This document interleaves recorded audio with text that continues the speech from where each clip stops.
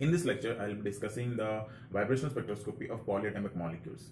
Now, not many difficult or tough questions have come from this part of the vibrational spectroscopy, but this discussion becomes important when we will be seeing Raman spectroscopy or combination spectroscopies for polyatomic molecules. Okay, so far we had seen that we had seen the vibrational spectroscopy of diatomic molecules for both simple harmonic oscillator and anharmonic oscillator. Now, when we talk about polyatomic molecules, what are the things that we are looking at? So the first thing, we want to see the number of vibrations.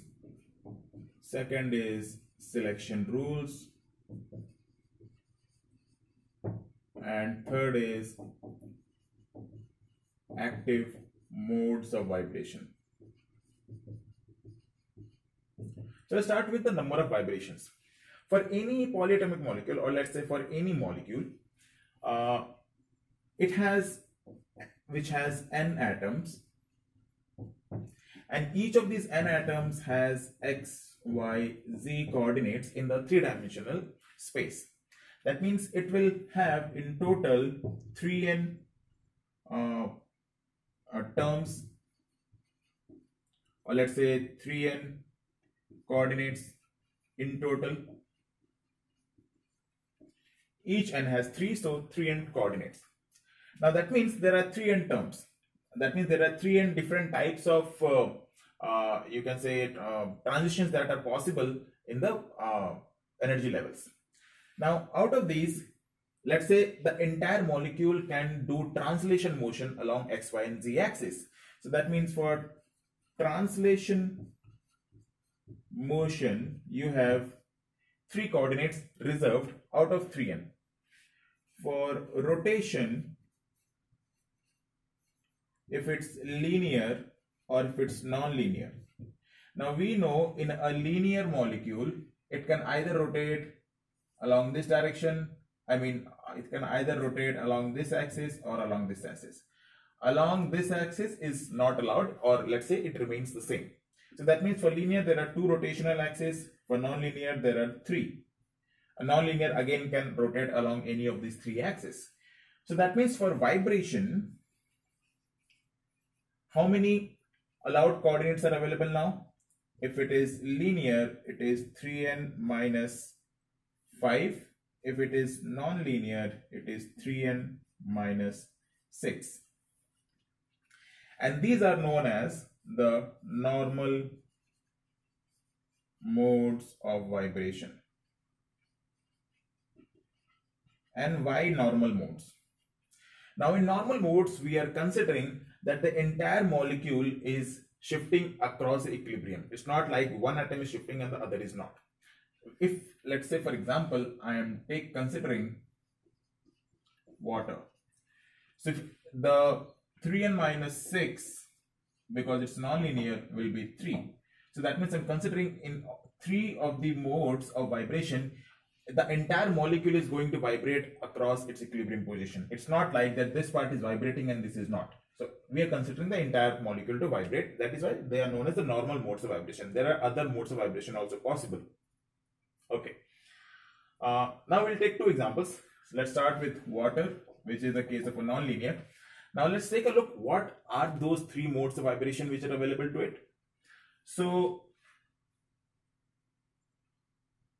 it can vibrate such that both the OH bonds move in the same direction at the same time by the same amount. So that means it will look something like this. Okay. The dipole moment direction was still this, and it will still remain this.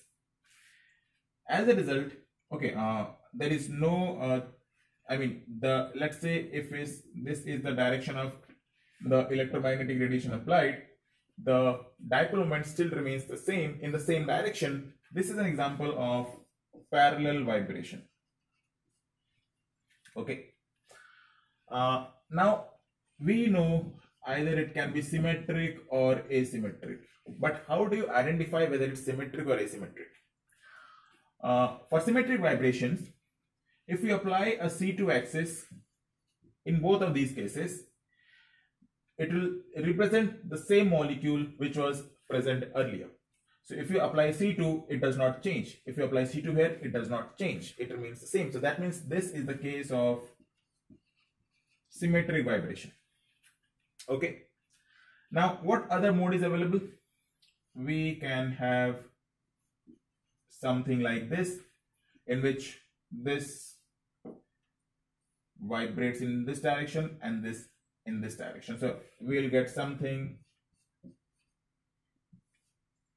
like this. As a result, the resultant dipole moment was initially in this direction but has now shifted to this direction. And why is it so? Because let's say in this case there are two dipole moment components along this bond and along this bond. Both have same contribution, but in this case the one maybe I would have done wrong here.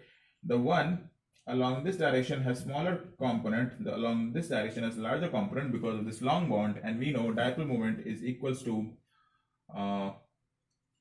charge into the bond length. If I am not wrong, this should be the one. So that means it is depending on the bond length. So if that is true, it will have a resultant dipole moment along this direction. Now, if this is my bond axis, this is my direction through which electromagnetic radiation is applied. So this is not in parallel with that particular direction. So that means this is the case of perpendicular vibration. Now, perpendicular does not necessarily mean that it has to be 90-degree perpendicular, but if it is at certain angle, it will be the perpendicular vibration. Now, if you apply C2 in this, you will not get the exact same molecule. That is why this is the case of asymmetric stretching or asymmetric vibration. Okay. Now, third case could be that they are bending in this direction. So this would look something like this. Now, there is no change in the length of both of the bonds. So this was the dipole moment direction, and this is the resultant. This is the dipole moment direction, and this is the resultant. So as you can guess, this will be parallel vibration, and if you apply a C2, it remains the same. So this will be symmetric stretching case.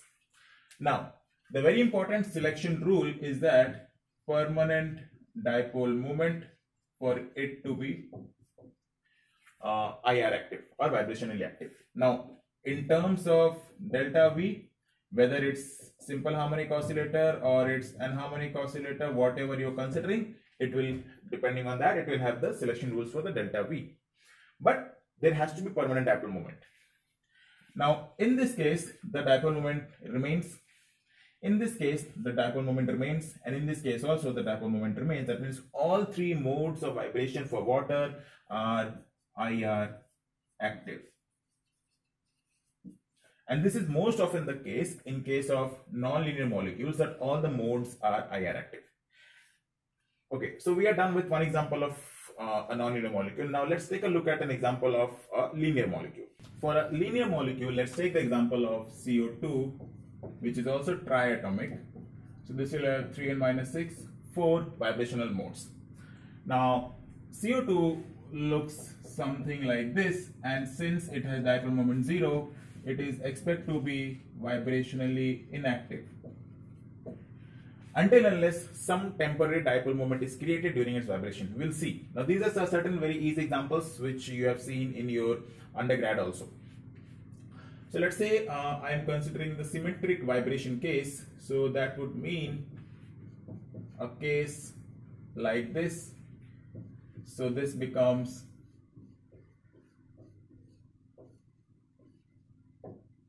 still the dipole moment is 0. So the symmetric stretching mode will be IR inactive. If you place a C2 along this direction, the structure remains the same on applying C2. So this is the case of parallel vibration, symmetric vibration. That is why. And this is also the case of parallel vibration, or no, let's not classify it as parallel vibration. Next is asymmetric. Now asymmetric means something like this. So this would look like this, and it will have a resultant dipole moment in this direction. That means the dipole moment is now not zero, so this is IR active. Now if you apply a C2 here, the structure does not remains the same, so that means this is asymmetric stretching. And at the same time, if you are applying let's say let's say the electromagnetic radiation along this direction, this will become perpendicular vibration, as the change in the dipole moment is on a different direction. Then comes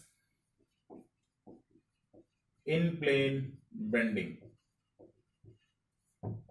Okay, the in plane bending means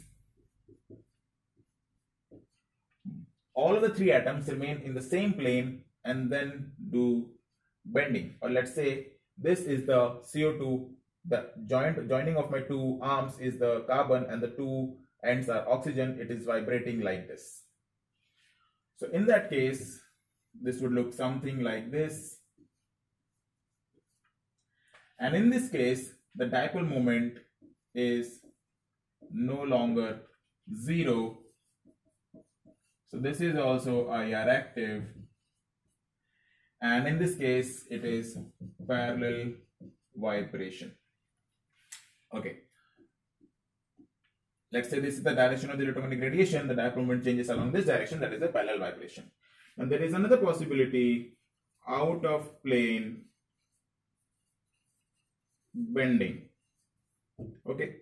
That would mean that, let's say, suppose you have, let's say, suppose this is your CO2 molecule, and they are not in the same plane now. Let's say the plane of the molecule is this, and it might so happen that they are doing vibration like this or like this.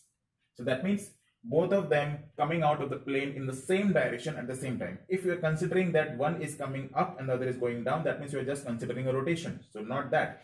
Even in this case, if you consider that this is going in this direction, this is coming in this direction, that means you are considering a rotation along the carbon.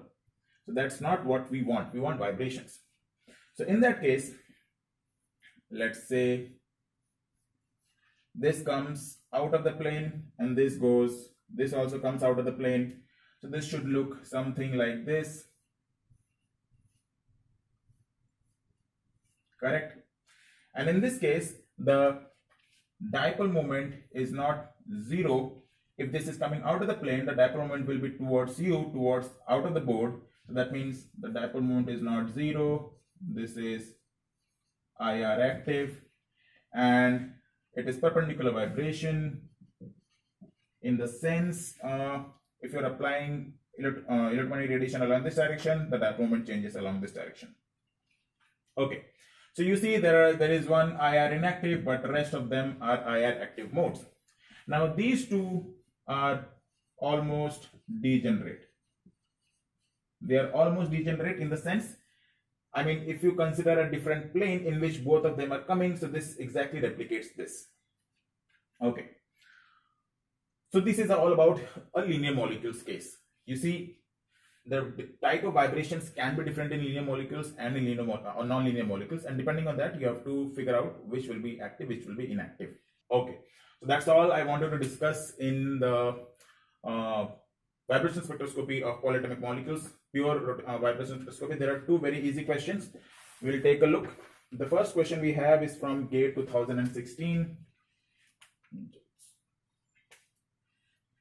This came in GATE 2016, and the question says, of the vibrational modes given below, the IR active mode is R. Now, if you see, option A is the symmetric stretching, so that is inactive.